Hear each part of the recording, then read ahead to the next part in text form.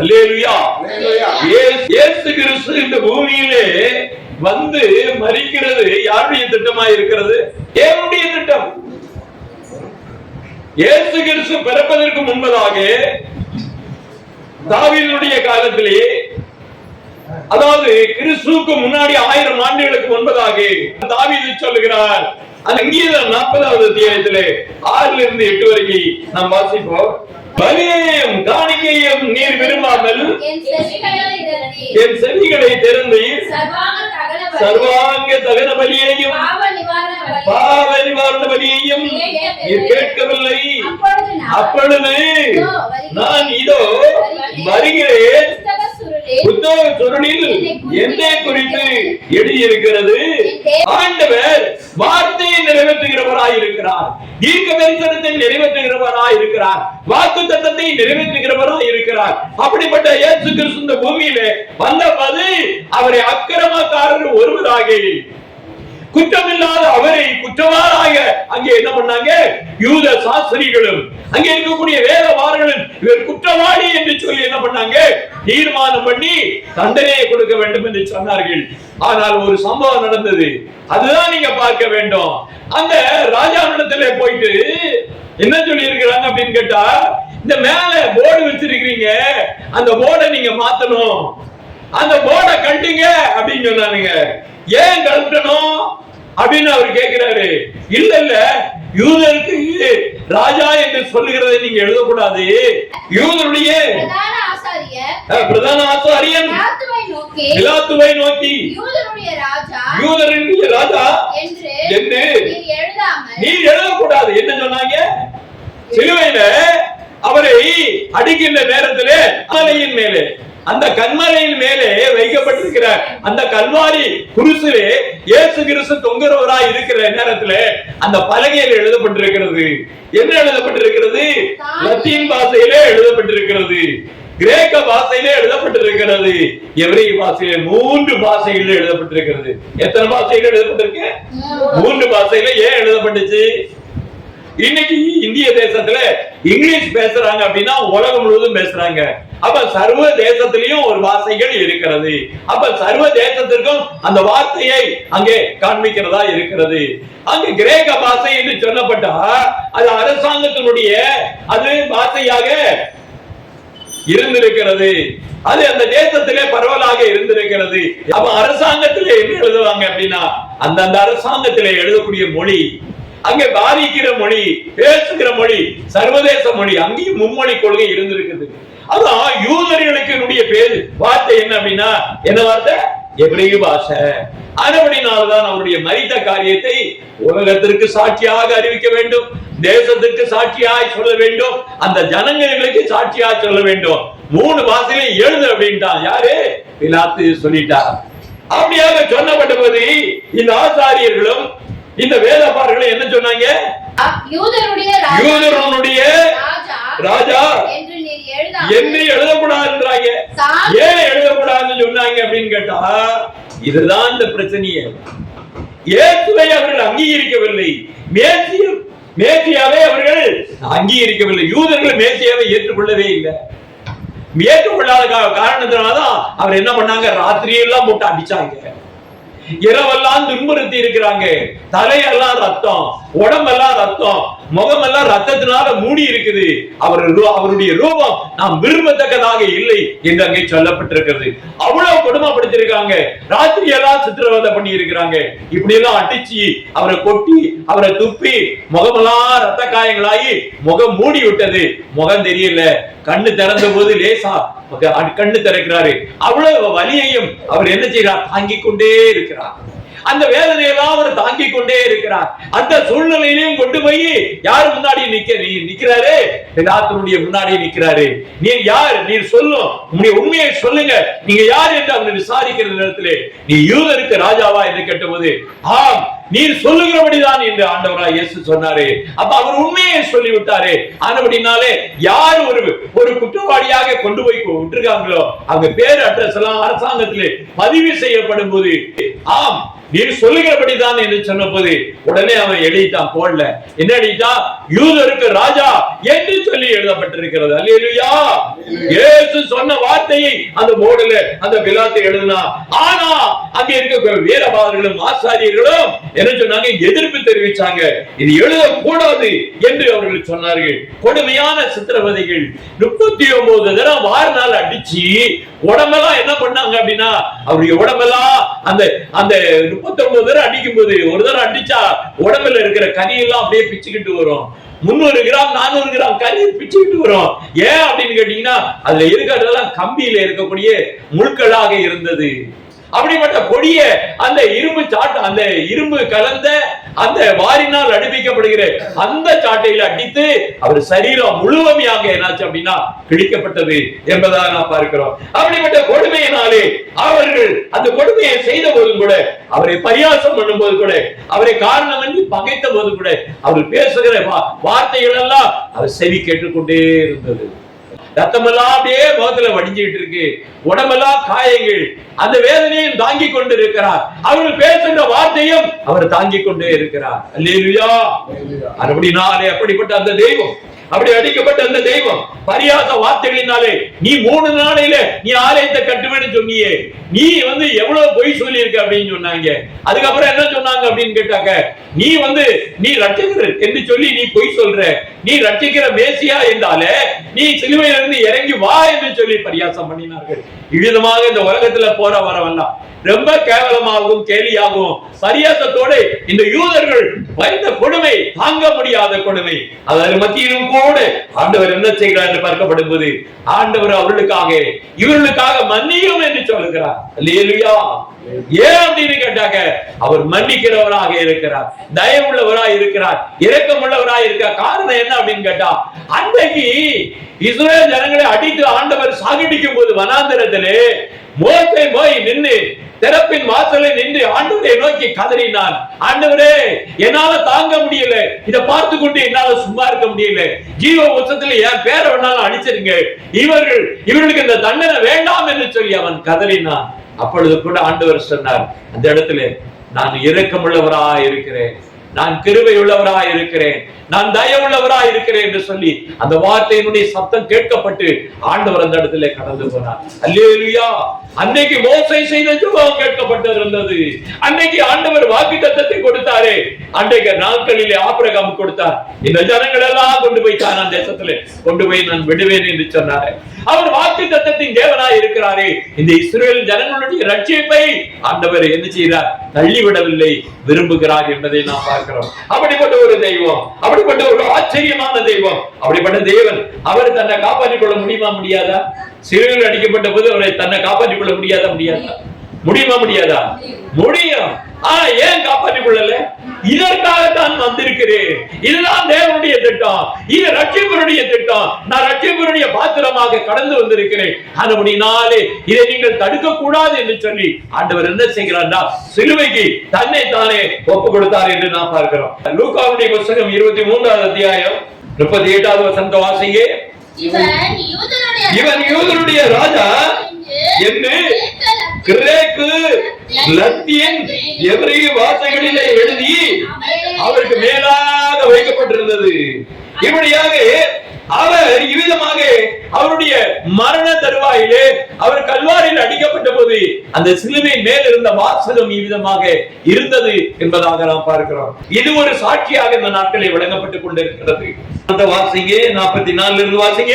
அப்பொழுது ஏறக்குறைய 6 மணி. 6 மணினா எத்தனை மணிங்க?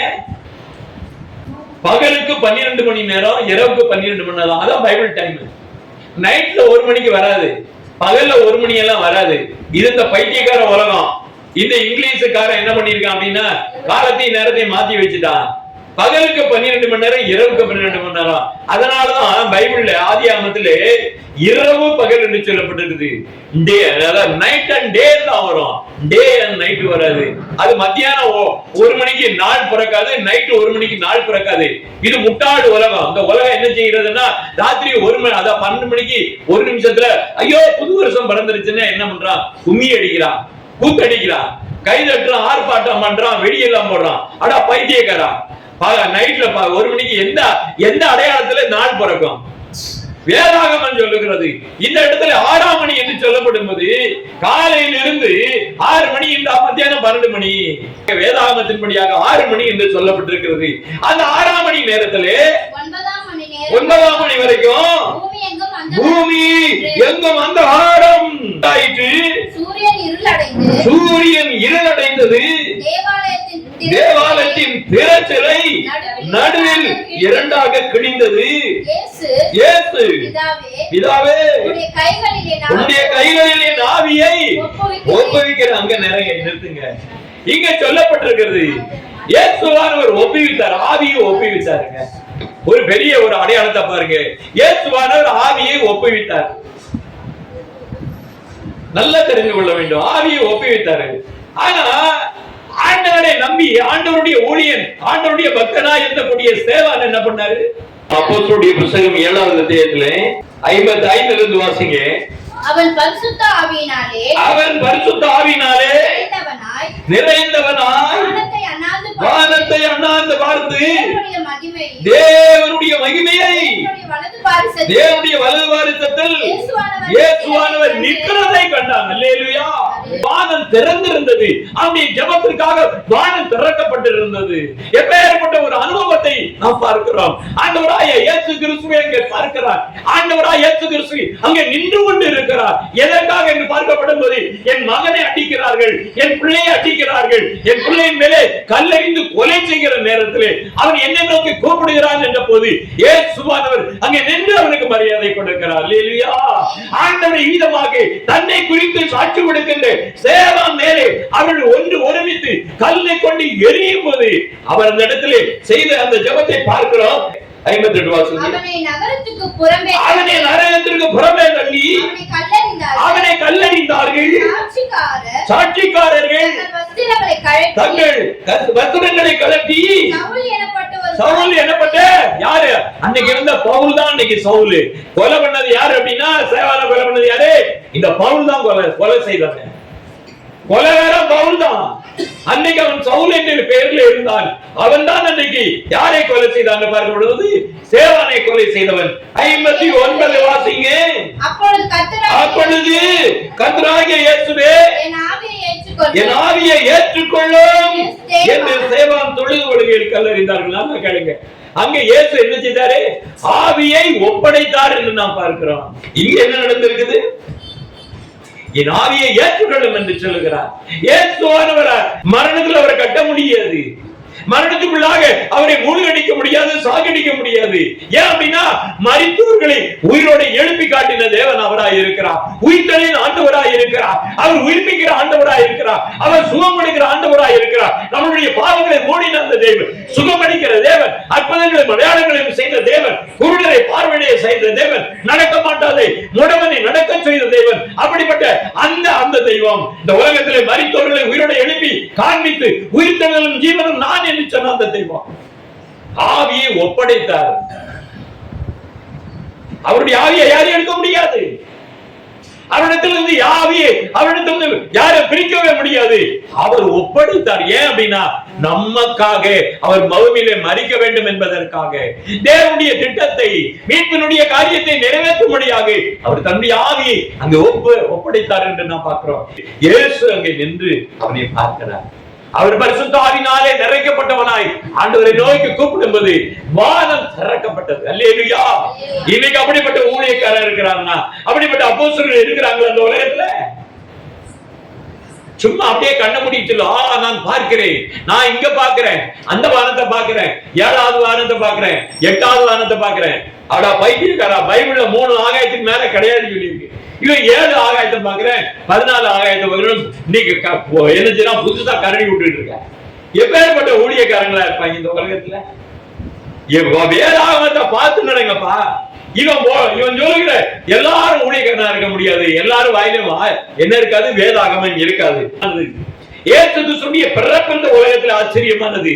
மனித சரீரத்துல அவர் அவதரித்தாலும் கூட அவருடைய பிறப்பு எப்படிப்பட்டதா இருந்தது? பரிசுத்த ஆவியினாலே அவர் பிறந்தார் என்று நாம் பார்க்கிறோம். ஒரு சிறியனுடைய வயிற்றிலே அவர் கற்பந்தரிக்கும் போது பரிசுத்த ஆவினாலே அவர் பிறந்தார். அது ஒரு ஆச்சரியம், ஒரு அற்புதமான ஒரு காரியம். அதே போல அவருடைய மரணமும் என்னாச்சு அப்படின்னா அது ஒரு அற்புதமும் ஒரு ஆச்சரியமானது. ஏன்னா அவர் அந்த ஆவியை என்ன பண்ணாரு, ஒப்படைத்தார் என்று நாம் பார்க்கிறோம். அவருக்கு மரணம் கிடையாது, அவரை யாரும் சாகடிக்க முடியாது. அது ஒரு ஆச்சரியமான ஒரு அனுபவம் என்று நாம் பார்க்கிறோம். அதே போல ஆண்டவருடைய உயிர்த்தெழுதலும் ஒரு ஆச்சரியமான ஒரு வாழ்க்கை. இப்படிப்பட்ட ஒரு அனுபவத்தை இந்த உலகத்தில் ஆண்டவர் தந்திருக்கிறார். இந்த நாள் இப்படிப்பட்ட ஒரு நேரம், இயேசு கிறிஸ்துவின் உயிர்த்தெழுதலுடைய நற்செய்தி இந்த உலகத்திற்கு சொல்லுவதற்காக தேவன் உங்களை என்னை வச்சிருக்கிறார். சொல்ல வேண்டிய நற்செய்தி, இந்த உலகத்திலே உயிர் தெழுந்த ஒருவர் இருக்கிறார் என்றால் இந்த உலகத்திலே ஒரே ஒரு நபர் தான், அவர் தான் ஆண்டவராய் இயேசு கிறிஸ்து. அதனால்தான் அவரை கனத்திற்குரியவர், மகிமைக்குரியவர், அவர் தேவன் என்று நாம் சொல்வதற்கு காரணம் அதுதான். இது இந்த உலகமே மறைக்க முடியாது, மாற்ற முடியாது, இதை என்ன முடியாது, பொய் என்று சொல்ல முடியாது. ஆனபடினாலதான் வேற யாருக்கும் அடையாளம் கிடையாது. வேற யாருக்கும் சொர்க்கராஜ்யத்திற்கு செல்லுகிற எந்த மனிதனும் இப்படியாக இந்த நாட்களிலே இயேசுவை ஏற்றுக்கொண்டாதான் போக முடியும் என்று அவர்களுக்கு தெரியும். ஆனால்தான் உலகத்துல பயந்த ஜனங்கள், உலகத்துல சொர்க்கத்தை தேடுகிறவர்கள் தேவனை இந்த நாட்களில் உண்மையான தேவனாக இயேசுவை ஏற்றிருக்கிறார்கள். அவர்கள் சொர்க்கத்துக்கு செல்ல வேண்டும் என்பதற்காக, அவர்கள் மீட்பினுடைய திட்டத்திலே அவர்கள் பாகம் வகிக்கும்படியாக ஆண்டவர் அவர்களை முன்குறித்திருக்கிறார். அவர் முன்குறித்தாதான் அவர் அழைத்தவர் அப்படியே என்ன பண்ணுவாரு, அவ்வளவு ஜனமும் வந்து உட்கார்ந்து இருக்காங்க. இந்த உலகத்துல முன்குறிக்காதவங்க என்ன பண்ண மாட்டான், வரமாட்டான். உலகத்துல தெரிந்து கொள்ளப்படாம வரமாட்டான். ஏன் அப்படின்னா இந்த உலகத்துல அவன் பிறந்து அவன் வாழ்க்கையை வாழ்ந்து அவன் செத்து போகணும், அவ்வளவுதான். எல்லாரையும் ஆண்டவர் ஒரு பர்பஸ்க்காக, ஒரு திட்டத்துக்காக வச்சிருக்கிறார். இந்த உயிர்த்தெழுதலுடைய அடையாளத்தை இந்த உலகத்திலே தந்திருக்கிறார். இவரே தேவன் என்று அறியுங்கள் என்று ஆண்டவர் சொல்லுகிறார். அப்படிப்பட்ட ஒரு வார்த்தையை சொல்வதற்காக உங்களையும் என்னையும் ஆண்டவர் ஆவிக்குரிய நிலை என்ன என்பதையும், ஆவிக்குரிய தோற்றம் என்ன என்பதையும், ஆவிக்குரிய நிலையிலே நாம் இந்த நாட்களில் இந்த சரீரம் மண்ணிலிருந்து எடுக்கப்பட்டது, மீண்டும் அது மண்ணுக்காக திரும்புகிறது என்பதை நீங்கள் உணர வேண்டும். அப்ப இந்த மண் இந்த சரீரத்தை ஏற்றுக்கொண்டு விட்டது. அப்ப இந்த சரீரத்தை பரலோகம் ஏற்றுக்கொள்ளுமா? முடியாது. ஏன்னா மண்ணில் இருந்து எடுக்கப்பட்ட சரீரம் இது மண்ணுக்கு தான் போடும். பரலோகம் ஏற்றுக்கொள்ள வேண்டுமானால் பரலோகத்துக்குரிய சரீரம் வேணும். அதுக்குதான் ஆண்டவர் சொல்லுகிறார், நீங்க உங்களை விசேஷித்தவர்கள் என்று கர்த்தர் சொல்லுகிறார். நான் இருக்கிற வண்ணமாக உங்களை நான் மாற்றுவேன் என்று சொல்லுகிறார். மகிமையினுடைய சரீரத்தை நான் கொடுப்பேன், விண்ணகத்தினுடைய சரீரத்தை கொடுப்பேன், விண்ணகத்திற்கு வாருங்கள் என்று கர்த்தர் சொல்லுகிறார். பரலோகத்திலே வாசஸ்தலங்கள் இருக்கு என்று சொல்லுகிறார். அல்லேலூயா. அவர் சொல்றதெல்லாம் ஆச்சரியமா இருக்கும், அவர் செய்யறதெல்லாம் அற்புதமா இருக்கும். அவர் தான் தேவன். அல்லேலூயா. அப்படிப்பட்ட ஒரு காரியத்தை இந்த உலகத்துல எவனும் செய்வது கிடையாது, எவனும் நடத்தியதும் கிடையாது, எவனுக்கு ஆதாரமும் கிடையாது. எதையாவது யாராவது சொன்னா ஆதாரத்தை கொடு அப்படின்னா ஒருத்தனால ஆதாரம் கொடுக்க முடியாது. ஏன்னா எல்லாம் கட்டுக்கதைகள், எல்லாம் பொய் கதைகள். அதை நம்பி எங்களுடைய வாழ்நாட்கள்லாம் வீணா அழிச்சோம். எங்க முற்பிதாக்கள் எல்லாம் வீணா அழிச்சாங்க. எங்க தாய் தகப்பன்மார்களுக்கு ஏதோ இயேசு கிறிஸ்து மேல ஒரு பாசம் இருக்குன்னா, ஒரு அன்பு இருக்கு அப்படின்னு கேட்டா அவர்களுக்கு ஆண்டவர் முன்குறித்த ஒரு அடையாளத்தை கொடுத்திருந்தாரு. அப்படியாக அவர்கள் அப்படியே என்ன பண்ணாங்க, ஆண்டவருக்குள்ள வந்து ஆண்டவரை ஏற்றுக்கொண்ட போது எங்களுடைய குடும்பத்துல இருக்கிற எல்லா முற்பிதாக்களும் சொந்த பந்தம் எல்லாரும் அருவாளோட வந்துட்டாங்க. வீடு வீடா தேடினாங்க வெட்டி கொள்றதுக்காக. இவங்க என்ன பண்ணாங்க, ஊர் ஊரா போய் ஒளிஞ்சுக்கிட்டு இருந்தாங்க. இயேசுவை ஏற்றுக்கொண்டதற்காக அருவாளோட வந்து என் தாய் தகப்பனை வெட்டுறதுக்காக அலைஞ்சாங்க. அப்படிப்பட்ட ஒரு காலகட்டங்களை, அந்த காலகட்டங்கள், அப்படிப்பட்ட ஒரு சூழ்நிலையிலே கர்த்தர் எங்களுக்கு அந்த அன்பு பாராட்டணும் அப்படின்னாலே அறிக்கையை இந்த உலகத்திற்கு சுவிசேஷமாய் சொல்லும்படியாக ஆண்டவர் நமக்கு தந்திருக்கிறார். 100க்கு அதிபதி, மெய்யாகவே இவர் தேவனுடைய குமாரன் என்று சொல்லி அவன் வாயிலிருந்து அறிக்கை விட்டான். அல்லேலூயா. புறஜாதியில ஒரு ரோமனுடைய தளபதி சொல்லுகிறான், மெய்யாகவே தேவனுடைய குமாரன் என்று சொல்லுகிறான். பூமி அந்தகாரமாகுது, திரைச்சீலை கிழிகிறது, பயங்கரமான தோற்றங்கள் வானத்திலே, நடுக்கங்கள் எல்லாத்தையும் பார்க்கப்படும்போது அவனே பயந்து கலங்கி அவன் சாட்சி கொடுத்தார் என்பதால் நாம் பார்க்கிறோம். ஊழியத்தினுடைய நினைவை நாம் இந்த இடத்துல அந்த நற்செய்தியை அறிவிப்பதற்காக உங்களையும் என்னையும் கர்த்தர் ஆயத்தப்படுத்துவாராக. கர்த்தருடைய நாமத்துக்கு மகிமை உண்டாவதாக. இயேசுவின் நாமத்திலே வாழ்த்துக்கள்.